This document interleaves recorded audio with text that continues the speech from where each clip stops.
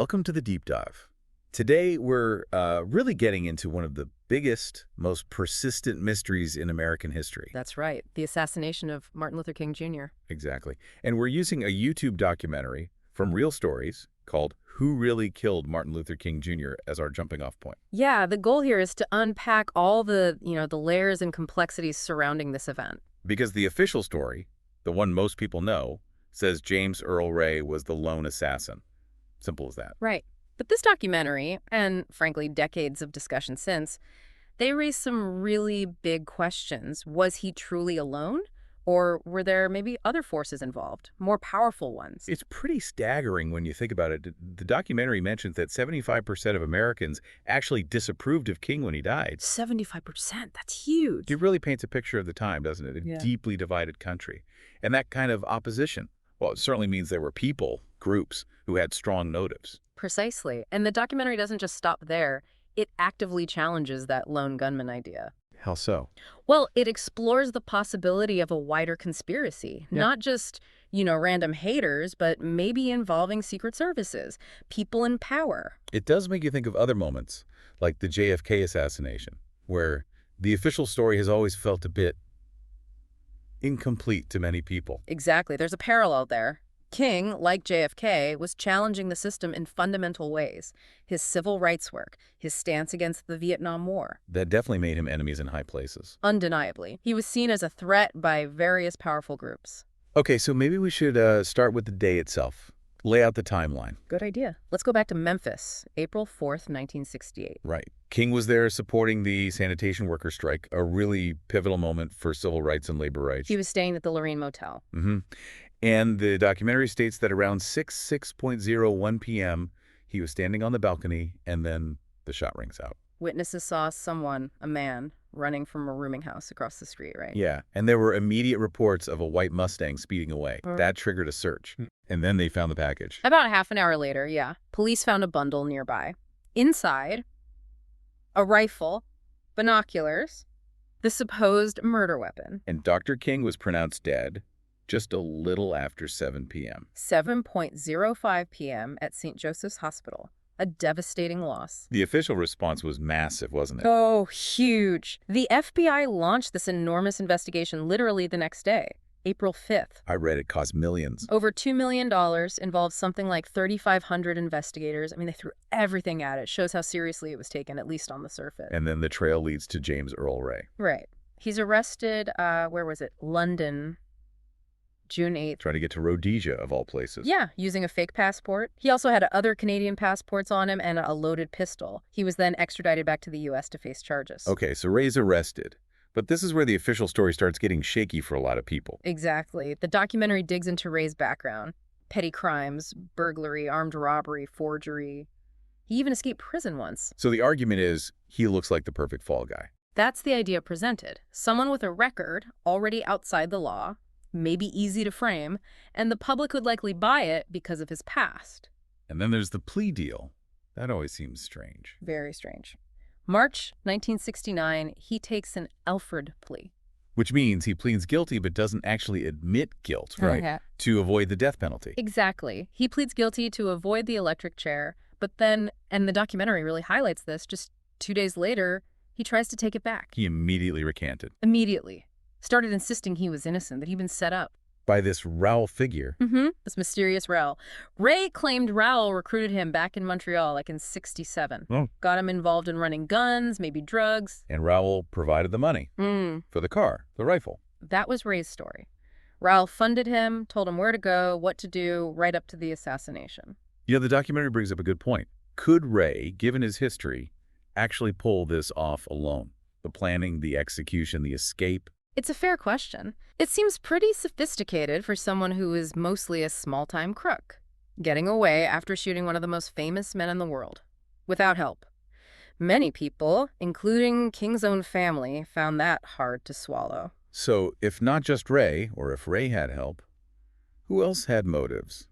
The list seems pretty long, unfortunately. It really is. Yeah. You start with the obvious. The backlash against the civil rights movement. King was the figurehead. White supremacist groups hated him, threatened him constantly, bombed his house. But it wasn't just fringe groups, was it? The FBI, under Hoover. Oh, absolutely. The documentary details the FBI's surveillance, illegal wiretaps, trying to discredit him with rumors about affairs, sending anonymous threats. Hoover saw King as a major danger. Why? Just the civil rights stuff? That was part of it, but King's opposition to the Vietnam War really ramped things up. Ah, okay. That put him against President Johnson, the whole establishment. Right. They worried about his influence. Some even suspected him of being like a communist sympathizer. The FBI saw itself as defending against internal threats, and King was definitely on their list. And wasn't he planning something big in D.C. around that time? The Poor People's March, yes. He wanted to basically occupy Washington, demand money be shifted from the war to fight poverty. Another direct challenge to the government's priorities. Absolutely. So you've got political motives, ideological motives, and then the immediate context in Memphis, the sanitation strike itself, a powder keg situation. Okay, so motives are plentiful. What about actual evidence suggesting a conspiracy, according to the documentary? Well, they point to discrepancies at the crime scene itself, like witnesses seeing someone maybe hooded, hiding in the bushes across the street. The bushes that were then removed? Very quickly, yes. Cut down soon after. Potential evidence gone. Plus, conflicting witness accounts of who they saw escaping. Some sober witnesses describe someone who didn't quite match Ray, while the main witness who did identify Ray, well, he was apparently intoxicated. That doesn't sound very solid. It raises questions, certainly. And then there are these allegations about police involvement. Like the black detective being pulled from his post. Detective Reddit. Yeah, he had a perfect vantage point overlooking the motel, and he was reassigned just before the shooting. The official reason was a threat against him, but the documentary suggests that threat might have been faked. And the police chief had ties to Hoover. Chief Holloman in Memphis, yes. There were known connections, which fuels suspicion about potential coordination or, interference. What about this Agent 500? Merrill Mullah. Right. He was apparently a police informant posing as a militant civil rights guy. And weirdly, he was the first person to check King's pulse. An informant is the first responder. Seems odd, doesn't it? Especially given his known FBI ties, it suggests a level of, manipulation or surveillance that's pretty deep. And Second White Mustang, what was that about? Yeah. Reports of this high-speed chase involving another white Mustang shortly after the shooting. Many believe it was a planned diversion. To draw police away from the real escape. Possibly. And the documentary mentions the police dispatcher acting sort of strangely during it all. More questions. Then there's Lloyd Jowers. He confessed years later, didn't he? He did in 1993. Big confession. He ran a tavern near the rooming house. He implicated the mafia, specifically a guy named Frank Liberto, and also mentioned Rowell again, and a Memphis police lieutenant, Earl Clark. So mafia, police, and Rowell involved. That was Jowers' claim. He even said money changed hands. Now, his confession is controversial. People debate its truthfulness, but it definitely added organized crime to the mix of possibility. And King family's lawyer, William Pepper, he had his own theory. Yeah, Pepper did a ton of investigation. He came to believe the actual shooter was a Memphis PD officer named Strausser, apparently their best marksman. Based on what? Eyewitnesses who saw someone like Strausser at a firing range, apparently practicing. And Pepper also pointed out that Strausser had a very large shoe size that matched a footprint found near the scene. Wow, okay. And didn't a taxi driver witness something important? Buddy Butler. Yeah, the story is he saw someone fleeing the scene and getting into a police car. And what happened to him?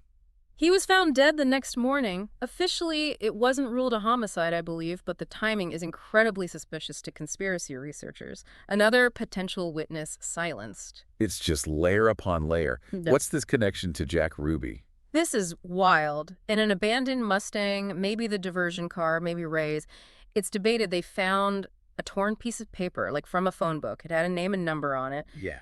That reportedly linked back to Jack Ruby's nightclub in Las Vegas. Ruby, who shot Oswald after the JFK assassination. The very same. So that find, if true, potentially connects the King and Kennedy assassinations. It's chilling. And Ray's lawyer, Percy Foreman, he represented Ruby too. He did. Foreman just kind of appeared as Ray's lawyer, which seemed odd to some. Given his Ruby connection, it fueled speculation about some kind of coordinated effort. Were there also rumors about Foreman being paid off? Allegations, yes, that an assistant to H.L. Hunt, the oil tycoon, offered Foreman a huge amount of money, like $125,000, to make sure Ray pleaded guilty. Why would Hunt care? The claim was Hunt's people felt the evidence against Ray wasn't actually strong enough for a conviction, so a guilty plea was safer to ensure the case was closed. Again, an allegation, but adds to the intrigue. It really does echo the Kennedy assassination, doesn't it? The lone nut theory, the retracted plea or denial, the public doubt, withheld evidence. The parallels are striking. In both cases, you have the official lone gunman narrative, widespread public belief in a conspiracy, and persistent questions about evidence that's still classified or was perhaps ignored. So what about the official investigations after the initial one? Did they find anything? Well, there was the House Select Committee on Assassinations in the late 70s. They looked at both JFK and King. For King, they actually concluded there was a likelihood of conspiracy. A likelihood, but they didn't name names. No, it was somewhat ambiguous. Then, years later, Janet Reno, as Attorney General, launched another investigation in the late 90s. Yeah, and that one. That DOJ report basically rejected the conspiracy theories and upheld the lone gunman conclusion. But critics point out it seemed to ignore or downplay some key evidence, including findings from a civil trial in Memphis. Ah, the civil trial. I remember hearing about that. Right, 1999. The King family actually sued Lloyd Jowers and other unnamed co-conspirators. And what did that jury find? That jury found that, yes, there was a conspiracy involving the mafia and government agencies, and that James Earl Ray was set up. So a U.S. court jury officially found a conspiracy. In that specific civil case, yes. It's a verdict that often gets overlooked but is incredibly significant. And the King family themselves, Dexter King especially, publicly stated they believed Ray was framed. They wanted the truth, whatever it was. It's telling that the family didn't believe the official story. Deeply telling. And add to that the ballistics issue, the FBI claiming the bullet was too damaged to definitively match to the rifle. That's always raised suspicions. Was it really too damaged, or was that convenient? And the fact that so much information on both King and Kennedy is still kept hidden from the public. Exactly. Decades later, crucial files remain classified. It makes you wonder what's in them. So wrapping this up, it's clear this is way more complicated than just James Earl Ray acting alone. Absolutely. The documentary and all the research since, it just piles up the anomalies. Witness discrepancies, weird police actions, Ray's recanted plea, the Rowell story, Jowers' confession, Pepper's investigation.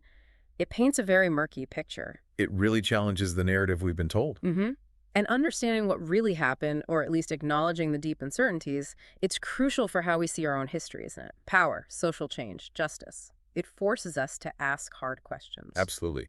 The lingering doubts aren't just trivial footnotes. They point to something potentially much darker about how power might operate. Yeah, the implications are profound. So we have to leave it there, but the question really hangs in the air for you, the listener. Based on all this, the conflicting accounts, the official story, versus the persistent doubts. What do you think happened on April 4th, 1968? And maybe more importantly, what does it mean for us today if the official story isn't the whole story? What does that say about justice, truth, and accountability, especially when it involves figures who challenge the status quo? Definitely something to think about. It's a piece of history that absolutely deserves our continued attention and critical thought.